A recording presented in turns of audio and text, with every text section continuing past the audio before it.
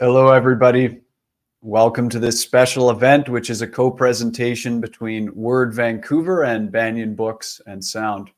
My name is Ross McKeachie, and I'll be your moderator today. I'm the host of Branches of Wisdom, the Banyan Books audio and video podcast. A reminder that you can purchase the books from today's event from Banyan Books, and you can also support the festival online by becoming a member and through our silent auction at wordvancouver.com. We would like to acknowledge that this festival takes place on the traditional and unceded territories of the Coast Salish people, including the Musqueam, Squamish, and Tsleil-Waututh nations.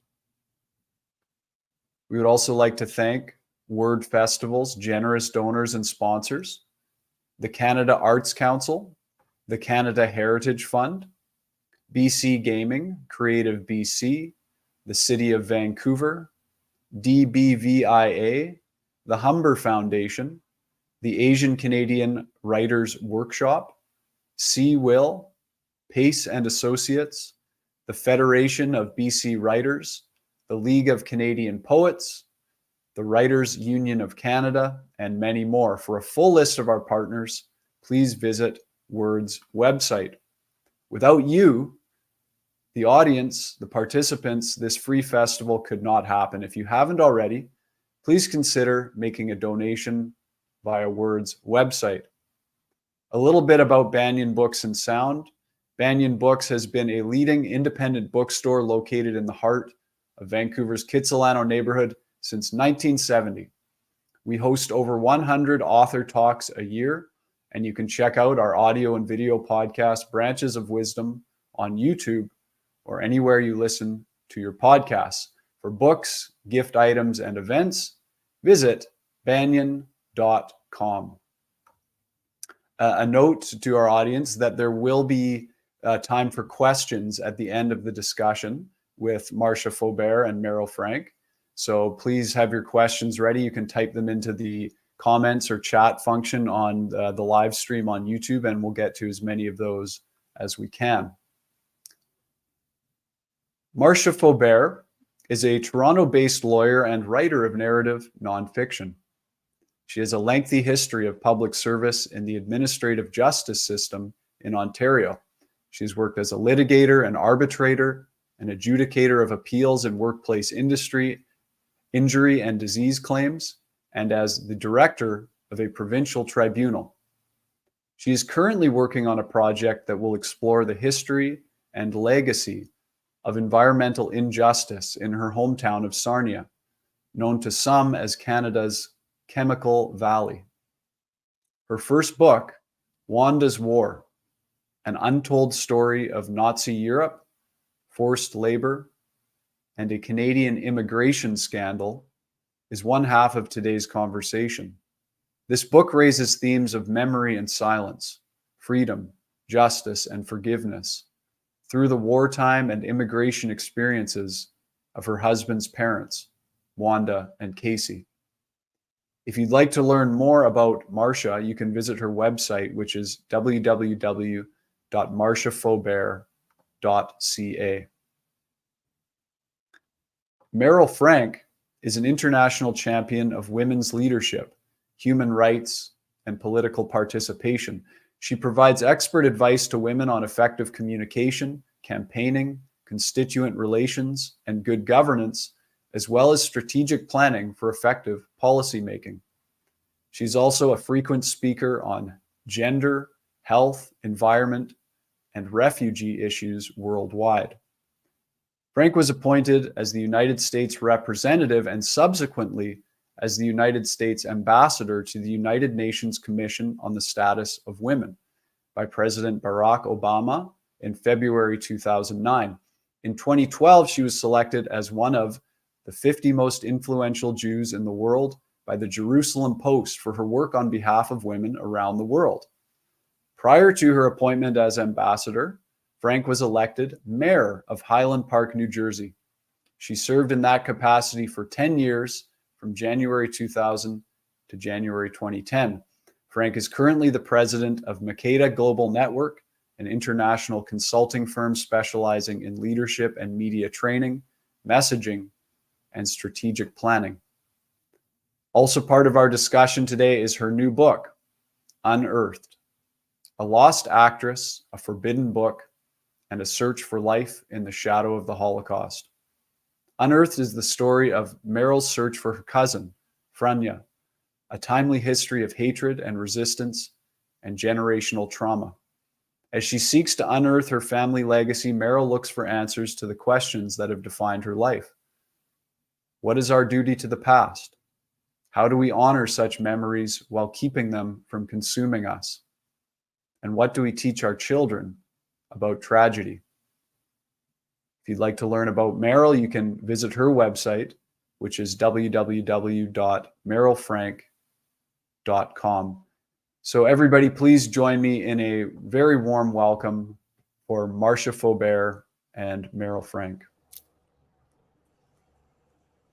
Thank you, Ross. Thanks, Ross. Thanks so much to both of you for being here. Now, both of you spent many years on intensive research, travel, and investigation in order to piece together these challenging but also hopeful stories of your families. It seems like both of you were almost driven to an extreme. Like you almost had this obsession with discovering the truth. Marsha, I'm wondering if you can start by just sharing a little bit with us about what led you to write Wandas War and help us understand the drive that you felt. Thanks, Ross. Originally, I was intrigued by the story because I was interested in the immigration journey of both Wanda and her husband. The immigration story, I thought, was an important element of Canadian history. And given that we continually confront issues around immigration, it seemed useful to me to go back and have a look at that. But then I began investigating what happened to Wanda and Casey in the war, which I knew nothing about, and was puzzled, frankly, about why they didn't return to Poland when the war ended. And I think it just, what started out as an idea for an essay just grew and grew and grew. And it's one of those things where the more that you learn about it, the more you want to learn, and the more you realize that there's enormous gaps in your understanding of history and also of the lives of these people who were so important in my family. So I think it just became a pursuit, frankly, of knowledge to try to understand what had happened, and something that had never been spoken of in my presence mostly, and for my husband as well. So once you start, you can't stop. I think Meryl probably would relate to that. You know, you learn more and you want to know more. Is that true for you as well, Meryl? Oh, absolutely. I started out with this, this was sort of a lifelong story, but 8 years ago, when I started working on it, I thought I would take a 2-year sabbatical, and that turned into 7 years. And there was never a moment that I thought that it was time to put this down. Mm-hmm. This is these are important stories to tell. And not just that, it's not just that we know the history, but that we can apply it to our lives. And that's what I found so important. Another thing is that it can be healing. For those of us who've felt the trauma of the war or any trauma, there's this process that you go through. In this case, these people were supposed to be erased, and to find them and to give them their personhood again and their humanity again is healing. And so part of it was, I guess, in some ways selfish, because it gave me some peace. But most of it was about giving them back their personhood.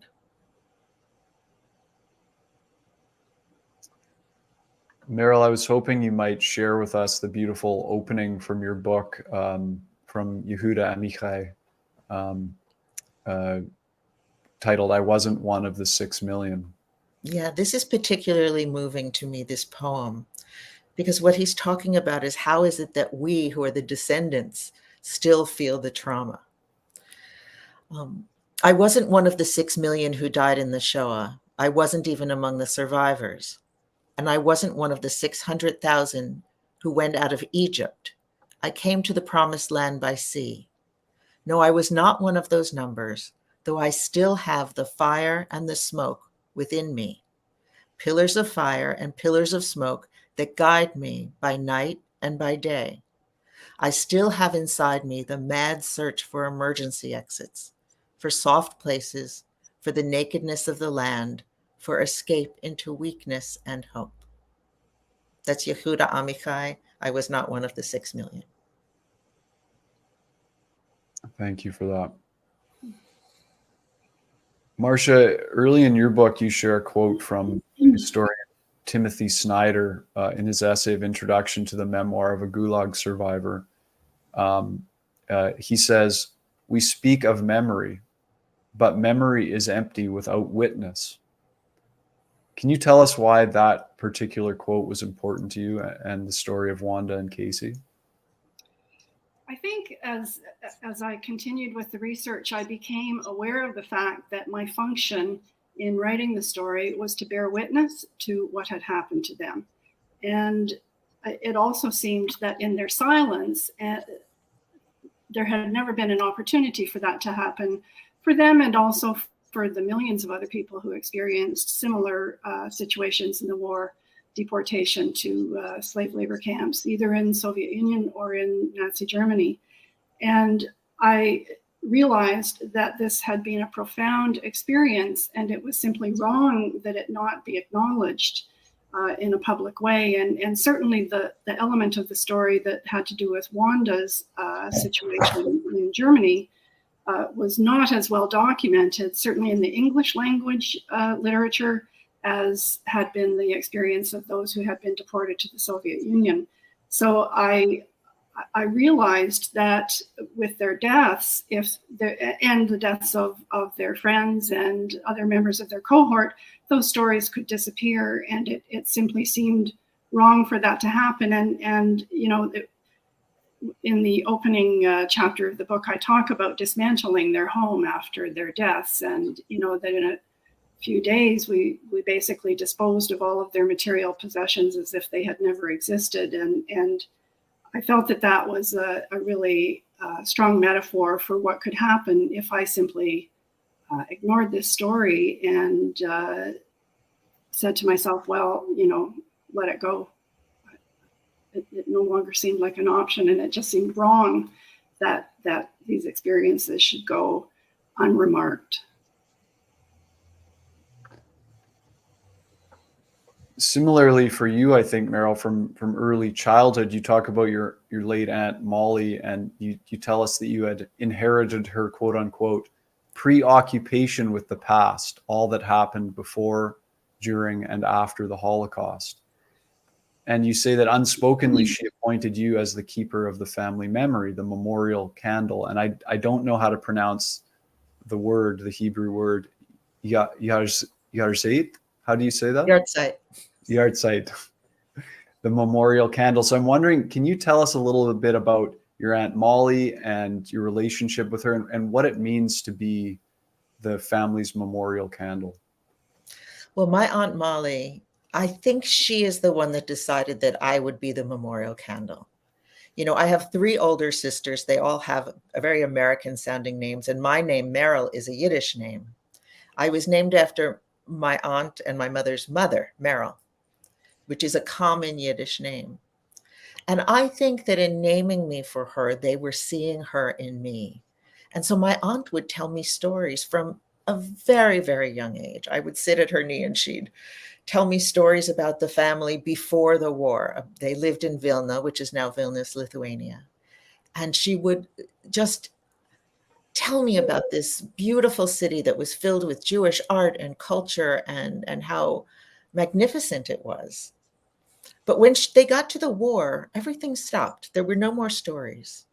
And when I would ask them about it, they would say, they're all gone. They didn't make it. And that's all. And so I thought, they probably don't know. You know, these are difficult things to know. What I did learn later on was that they did know. But as the memorial candle carries with them the stories that and passes them down through the generations. When it's a responsibility that very often families have, this memorial candle. There's one person that takes it up, that cares about it. And maybe everyone's told these stories, but they're the ones that listen and incorporate it and want to know more. So they're the ones that are asking questions. And it wasn't until I was grown that I learned that she did know what happened to the family. And she had a book that described what happened to my cousin, Franya Winters. And I knew about Franya because when I was a child, I would go through all the old photographs, and they were all very stern and the ones from the turn of the century where they show no feeling, no smiles. But Franya was an actress, and hers were in costume, and she was alive and sexy and fun. And I wanted to know what happened to her. And she said, they're all gone. They didn't make it. But she did give me a book when I was older, and the book was about 21 actors who died in the Vilna ghetto, and it had Franya's story. My aunt gave it to me, and she said, I want you to keep this. I want you to hand it down to your children, but don't ever read it. And so I had this book. It sat on my shelf for 20 years. And if you knew my aunt, she was a powerful woman. She was a formidable character. And I figured there was a reason why she didn't want me to read it. And by the way, this is against my character, because usually when somebody says, don't do it, I want to do it. But it was in Yiddish, so it would take an effort. And I thought she didn't want me to read it for a good reason. And I didn't know what that reason was.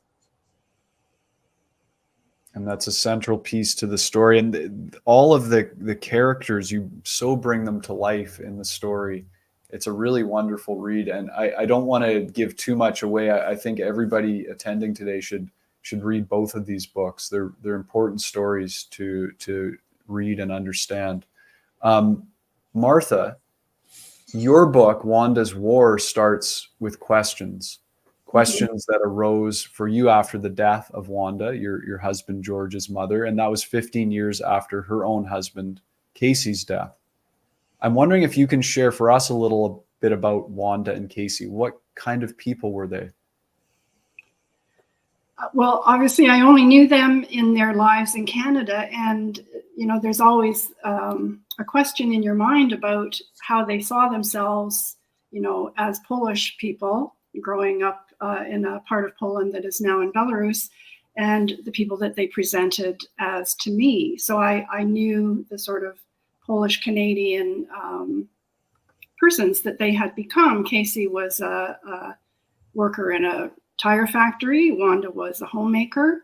I didn't know really anything about their families. I had met one of Wanda's brothers, but Casey's family, I knew nothing about them, not even how many siblings he had. And frankly, neither did my husband. So there was just this massive hole in information about the lives that they had led before they came to Canada and what had happened to them. So, I knew them as people who were living in a suburban street in Kitchener and having a fairly ordinary Canadian life. And on the surface, that's, they would have appeared much like any other Canadian, except that they spoke heavily accented English, and they existed within a Polish community that I was not familiar with. So part of the process of writing was this idea that I would get to know them better as a result of learning about them. And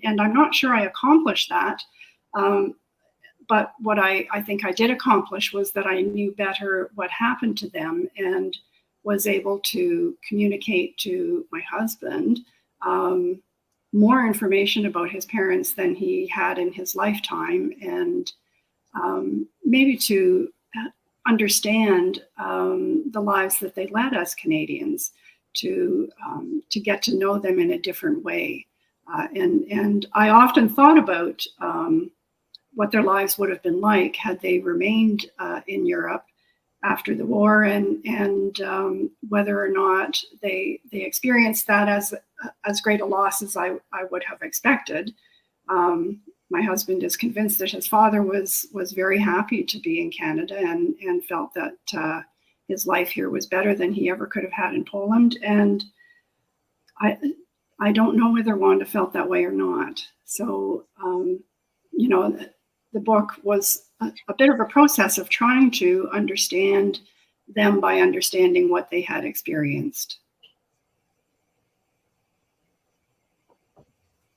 You really paint a picture of Wanda and Casey early on in the book in terms of the way they presented to you after you met them. And you describe Casey almost like someone who had his life force had been spent earlier in his life. Can you just comment on that a little bit? Like, just to give, without giving too much away from the book, a little bit about what they went through in their journey. Sure.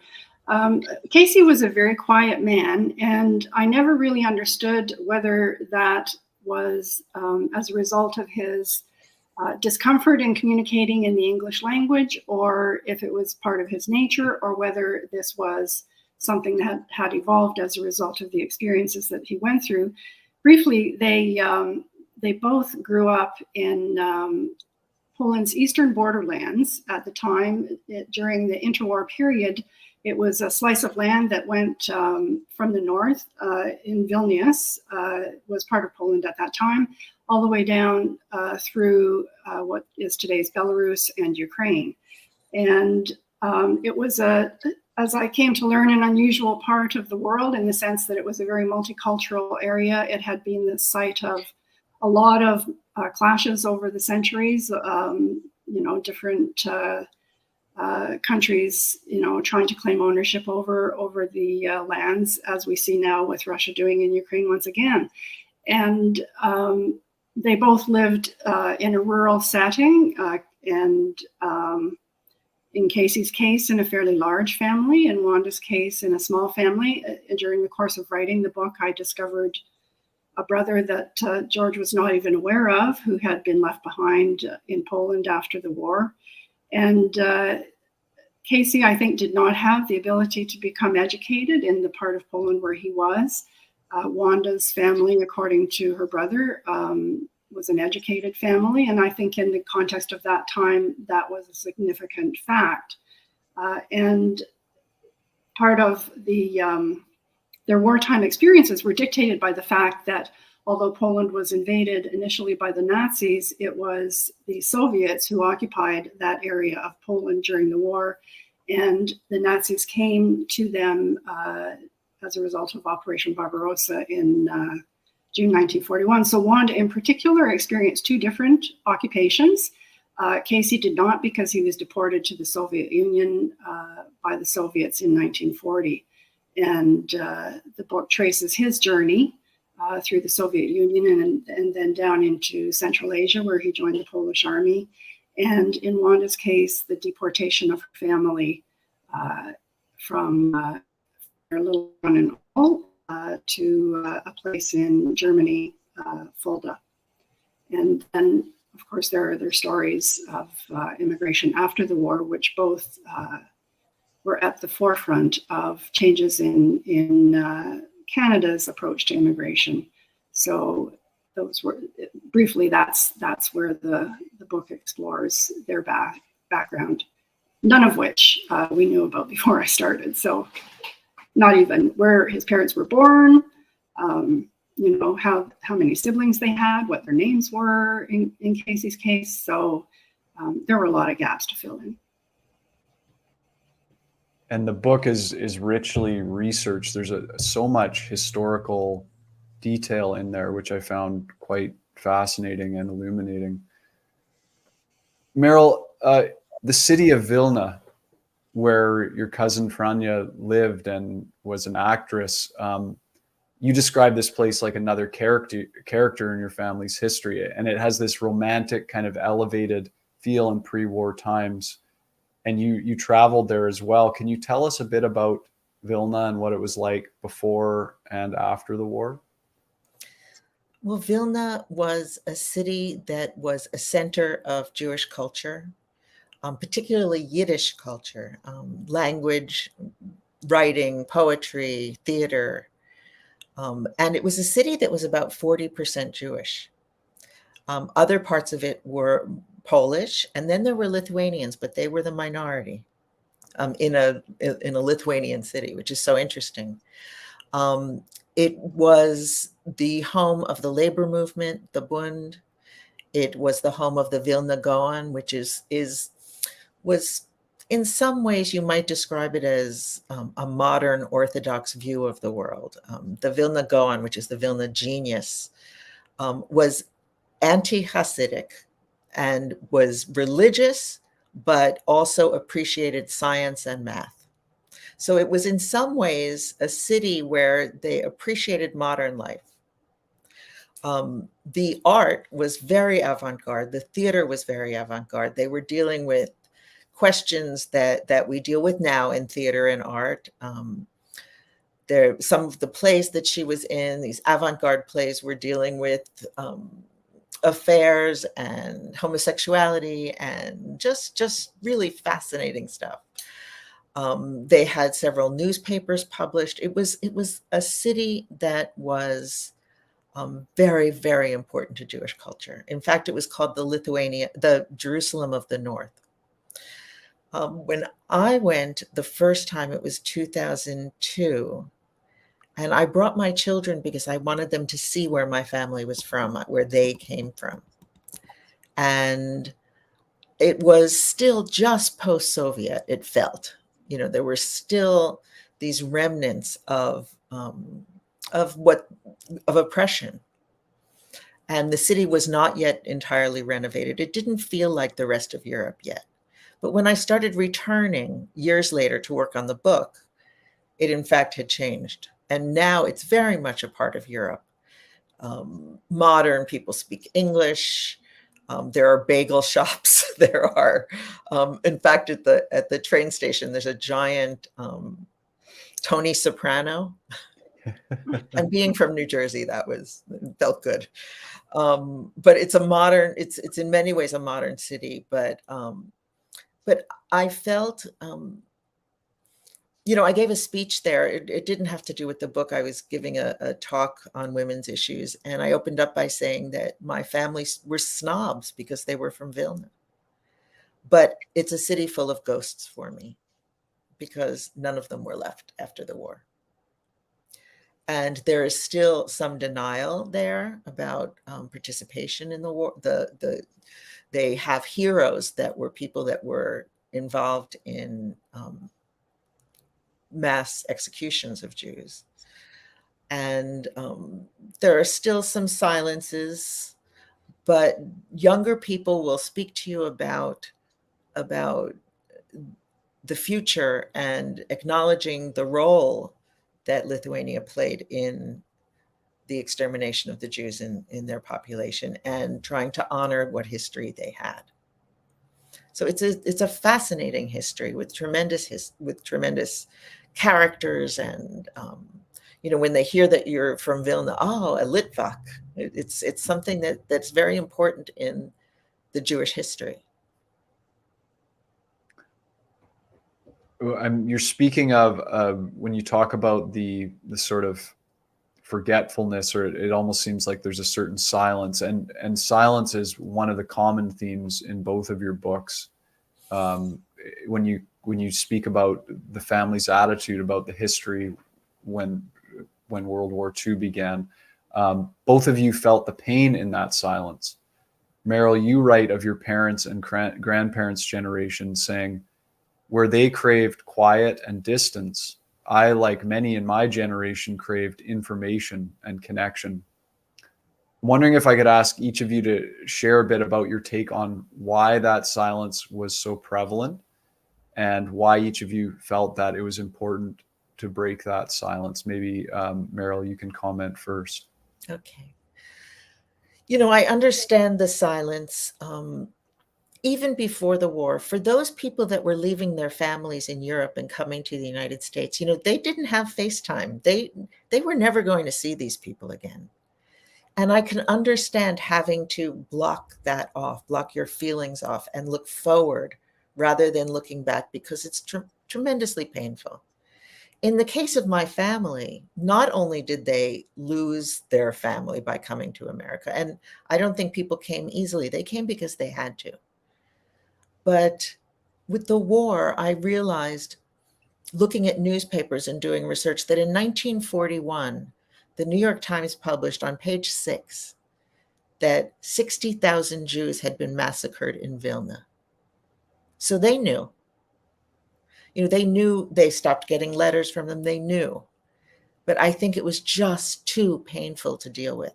And so the way that they dealt with it is that they didn't speak about it. In the case of the survivors themselves, many of them don't speak. And I write about a relative of mine that I would see her all the time. I would take care of her. And you know what? Even when I was writing this book, I was seeing her and I couldn't get her to talk about what happened. And I didn't push it because I was their sunshine. I made them happy. And so my job was to make them happy all the time and not bring them pain. So I understand from both sides where that comes from. But I did feel it was my responsibility to tell the story so that people know, so that my children know, and so that something like this isn't repeated. And unfortunately, I think telling the story isn't enough. There's more that we have to do. And I'd like to get into that more very shortly. Marsha, maybe you can just comment on the silence you experienced in Wanda and Casey's family. And you had the benefit of speaking with Wanda's brother, Joe. What was his attitude like as well? I'll start with Joe. I think that for Meryl's benefit, Wanda's brother ended up in Boston, or in the Boston area. And I think that he was convinced that he had found himself in a place that was far better than where he came from. And so he felt that he had left behind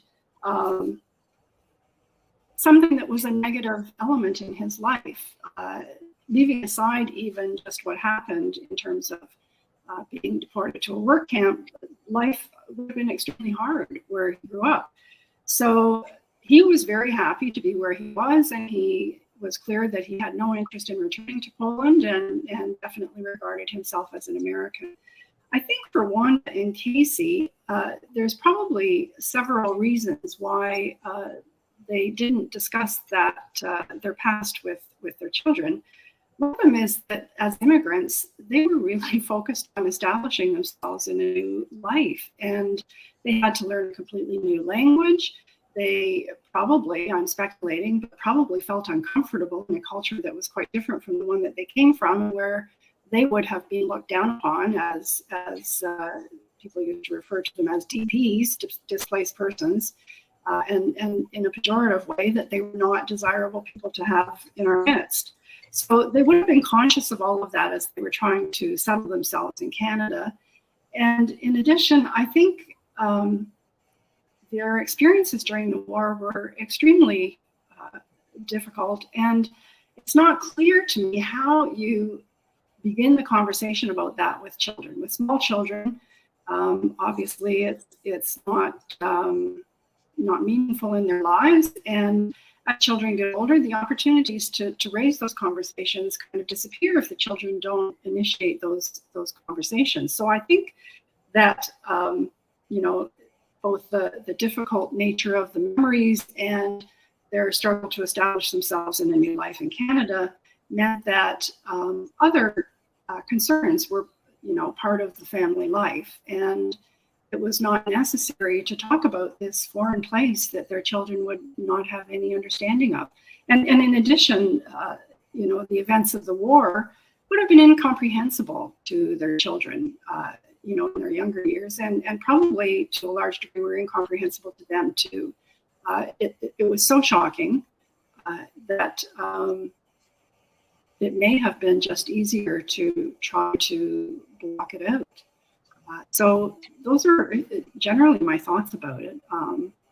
And I think that once families establish their patterns of communication, it takes something to break them out of it, right? That there has to be someone who comes in, like me, who's curious, and I indicate in the book that although I initially asked some questions, it seemed more part of the family culture not to. So I simply adopted that approach, and frankly, to my regret, I wish there had been more opportunities to learn the truth.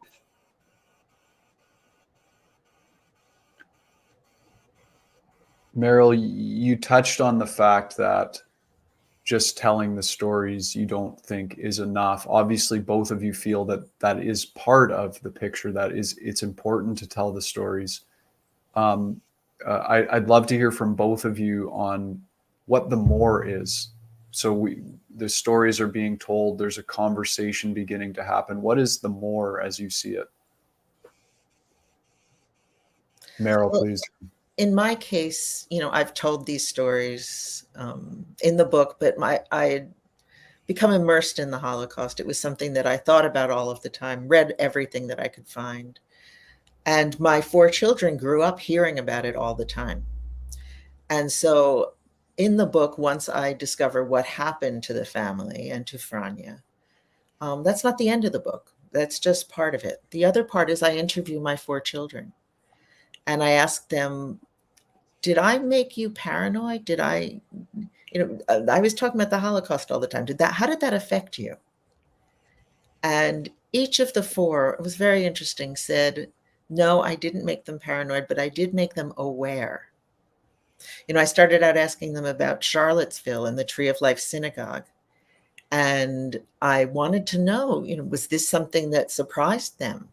And they all said that they were not surprised and that they understood, that they took my emphasis on the Holocaust and the stories that they knew were real. And, we happen to be very lucky and fortunate in our community that there were a lot of survivors and the children knew them. So they had a sense of what happened, what can happen, but they weren't paralyzed by it. They understood that they have a responsibility when they see injustice to speak out, to stand up and speak out. And what I learned from doing this work and studying the silence, I also spoke with psychologists and social workers about trauma and particularly about Holocaust trauma. And they said to me that there are several approaches. One that some parents would take is to tell their kid everything, all the details. Another is to say nothing, the silence. And the third, believe it or not, it was no superior parenting on my part, but it just worked out that what I did was I told them everything, but I also gave them a sense of agency by saying, you need to do something about this. If you see injustice, you need to stand up, so that you're not holding all of this trauma and the horror and not knowing what to do with it, but taking it and taking action. And I think that's why these stories are so important. People need to know that these were real people with real lives and fully human lives. They had faults, they had wonderful parts of their lives, joys, but that they were meant to be erased. And my sense is that it was not inevitable. The Holocaust was not inevitable, but people didn't stand up and say no. And so I think that is what this story does. It brings someone to life for you, my cousin, who I loved, and I hope the readers will love her too. They'll see what can happen in the world and does still happen around the world. And they'll know that they need to stand up when they see something happen. They need to say something, because only if we do this can we stop it from happening again. I would just like to jump in and remind our live audience that Meryl and Marsha are going to take your questions. So please go ahead and start typing them into the comments field on the live stream on YouTube, and we'll get to as many of those as we can shortly. Marsha, what do you think the more is in terms of finding justice? I mean, you've worked in the justice system for a long time. That's something that's very important in your life and work. And you talk about the injustice of the fact that you and your husband had never fully heard these stories from Wanda and George. What would justice mean to, from Wanda and Casey? What do you think justice would mean to Wanda and Casey? And what does it mean to you at this point in relation to their story? That's a good question. And it was one that I came to appreciate early on in the writing of the book. I read the Philippe Sands book, East West Street. And Yes. He's an international lawyer, and he was exploring his family history. And he looked at it through the lens of the Nuremberg trials. And I started thinking about Nuremberg and what our current understanding of what happened at Nuremberg was. And, I want to be clear at this point that although Meryl's family story is a Holocaust story, mine is not. But it's very much a story of what happened to the civilians of Europe as a result of both Nazi and Soviet repression. And so I started looking at Nuremberg and the significance of that with respect to the Nazi forced labor program and the fact that the Soviets who had forced Casey into labor by deporting him to Siberia and depriving his family of their homes in Poland. I thought about the fact that the Soviets actually were judges at the Nuremberg trials and not accused. And, I thought a great deal about the complexity of putting together a trial of war criminals so soon after the war and the extent to which the people who had been victims of these aggressors were actually heard at the Nuremberg trials. And I thought a bit about the fact that our concept of justice has evolved since then. And, more recently, there had been a compensation program for forced laborers in Nazi Germany. And I thought about what that meant to Wanda, because as a lawyer, I tend to think about justice in terms of the formal processes that we have to achieve justice for people who have been wronged.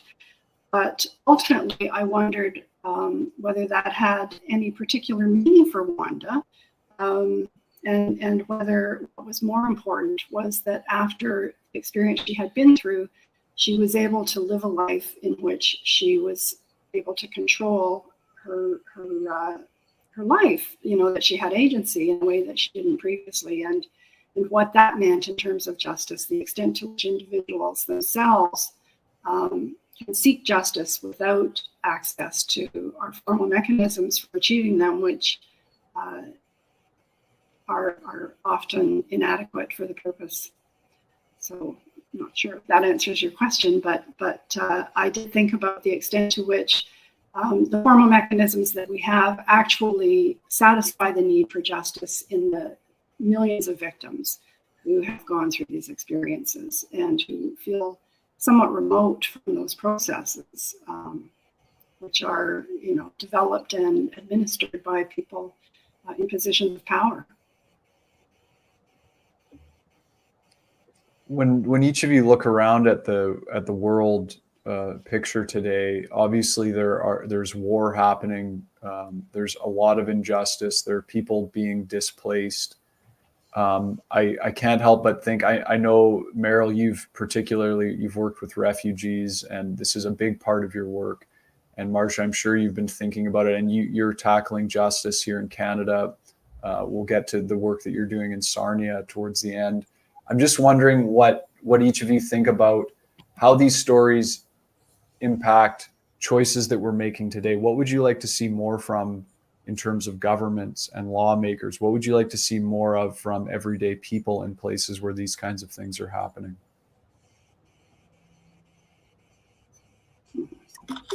Whoever would like to go first. Meryl, you please. It's a very good question, because in the case of the Holocaust, we say we need more education. People need to know more about it. But it seems we have more education we've had in the last few years. And even in those places where it's mandated, we have an increase in anti-Semitism. So it's very hard to know what the answer is. I think that, again, standing up and calling it out when it happens is really important. That people hear that this is not acceptable. You know, in the case in the United States, when you have a leader that is taking on these issues and making it acceptable. In the case of Charlottesville, when our president said there are good people on both sides of the issue, you know, this is allowing this to flourish. This is allowing anti-Semitism, racism to flourish. And so but it's not only the United States, it's happening in Europe too, where we have right-wing movements that are thriving now and have come to life again. And so we need to stand up and we need to speak about it and not just think this can't happen or it's not happening to me, because it's happening all over the place right now. And so we in the United States, I mean, what can a government do? It's really what can people do to make sure that their leaders are people of who have a sense of humanity and understand the dignity of people. And that's, you know, I'm a partisan politician, and I think it's important because it changes the world. Marsha, your thoughts on more from governments or everyday people, what can be done?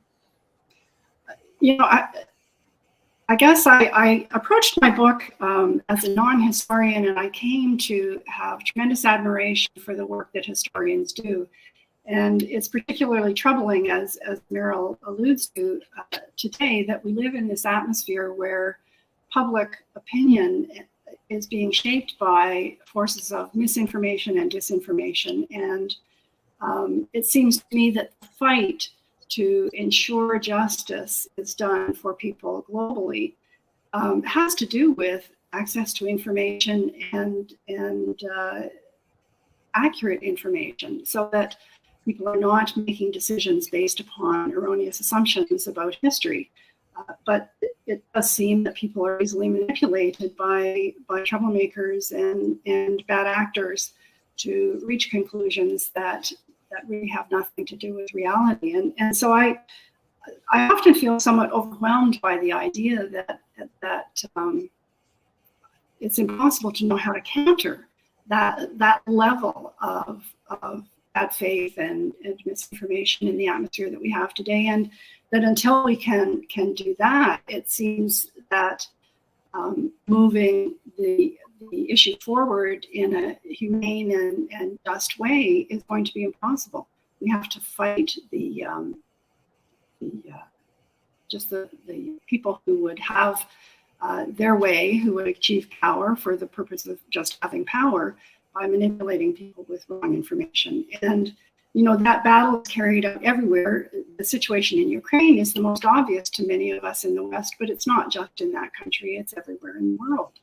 And, you know, the outcome in that country, we all hope for the best, but we understand that the world that we're encountering today is a very different one than what we had when the war ended. And it seemed that there at least was a level of goodwill to ensure that some form of justice was delivered to the victims of those wars.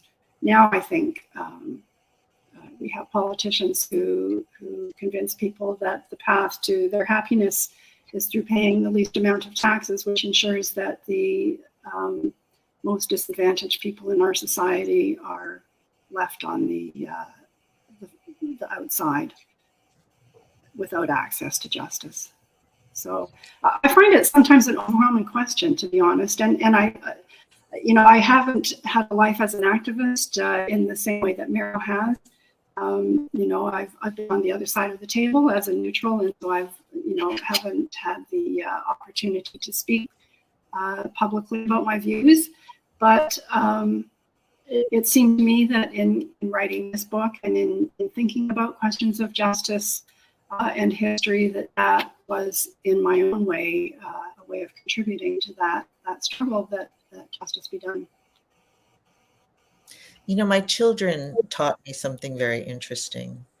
And that is when I was talking to them about seeing injustice and speaking out, my eldest son said what he learned from all of the discussions that we had had and from our family and friends that had survived the war was that you can't stick your head in the sand. When you see something, you have to say something. And my kids brought up that in their world, the thing that they are most fearful of is climate change. Mm-hmm. And they pointed out to me, they said, Mom, there are Holocaust deniers and there are climate deniers. And it's the same idea. It's about power, it's political. Mm-hmm. And these are people who, for one reason or another, don't want to talk about a reality in front of them. And I think that this is something that we have to deal with. And that is finding a new way to talk to people about the realities and the problems in front of them in a way that they'll take it in. But you mentioned, Marsha, the misinformation. You know, how do we combat that? That's an enormous question in this case. And the problem, Meryl, is that people who have these incorrect impressions are not going to be reading my book and possibly your book because they're seeking information from sources that want to promote a particular perspective. So figuring out that problem, I think, is huge. And it applies, as you say, to climate change, not just to other forms of injustice. It seems to me that there's a very polarization seems to be an underlying challenge always, and that kind of gets in the way of people being able to listen to each other, to hear different perspectives and experiences, and to have nuanced conversations. It always seems very people butting heads and very black and white. Is this something that you think touches on the issues we're speaking about here? Well, Marsha brought up history and studying history, and I think that this is so important because it's not the first time we've become polarized. Mm-hmm. And, if we study history and if we know the basics in the United States, if we know about our Constitution, this provides protections for us, and not just the Second Amendment, but that it provides important protections that people don't know anymore and they don't understand and they haven't studied. And so studying their history and their Constitution and the rationale behind the countries that we live in, behind democracy, is so important. But I don't know that that's happening now. And I don't know that it was, if you study history carefully. By the way, I also read East-West Street by Philippe Sands, which is if anyone who's interested in doing historical research on their family or anything else, it's very, very helpful to read this book. But knowing the history and seeing us living in it and it happening over and over again is so important because it gives us a sense of perspective. What was the name of the book again, Meryl? It's East-West Street by Philippe Sands. Is he French? Is he Canadian? No, he's English. He's an English barrister and he practices international law, but also teaches law. Right. So I think one of his grandparents lived in France after the war. Okay. We have a question here from the audience. This is from Jacob, who says, "Thank you for putting on page these important stories for all of us to bear witness and honor and remember. Given the enormity and scale of the Holocaust, how do you relate to the reality that we can only recover pieces of it, to tell one family's story, to light one candle among such enormity? How do you relate to that reality?" I can offer an answer. In the introduction to my book, I talk about the fact that I realized that Wanda and Casey's stories were proxies for millions of Europeans who had experienced violence or deportation, forced labor during the course of the war. And their individual stories obviously are very different, but the impact of what happened was shared. And so in some respects, to know one story is to know many. And that was what I hoped to convey with the book, that this was the fate for millions. And the enormity of what had happened was really driven home to me by the numbers. And a good introduction to that problem is the Timothy Snyder book, Bloodlands, which I'm sure Meryl is familiar with as well, that talks about people in the particular part of the world where Wanda and Casey lived, the eastern borderlands, that had experienced so much violence and repression at the hands of both the Soviets and the Nazis. So I really think that to tell one story is to understand many. This is true. In the case of the Jewish population, it was a genocide. Mm-hmm. And a genocide implies that you're trying to erase people. You're trying to wipe them off the face of the earth. And they could have been erased, these people. And many, many millions were. And having no other family to remember them, you know, when you're talking about erasing entire populations of cities. And so telling the one story is a way of getting in there. I mentioned in the beginning that I fell in love with Franja, and I felt that if other people knew her, they would fall in love with her too. And see that this is somebody who's like us. You know, I write about her affair, or I write about her, you know, the kind of person she was, who she was so interesting. And you get a sense that these are people with flesh and blood like we are. When you talk about 6 million or 12 million or what, you know, the entire war, millions and millions and millions of people were killed. When you talk about those numbers, it isn't as meaningful as when you talk about the humanity, about the individual and what they were like, what they liked, what they didn't like, what they wore, you know, how they were fun, that, you know, they would go out after the theater and go to all of the interesting stories about people, bring them to life so that we can understand them and have some sort of relationship with them. When you talk about the numbers, it's a mathematical problem. And that this isn't that. This is about people and lives that were lost. And in this case, lives that were meant to be erased.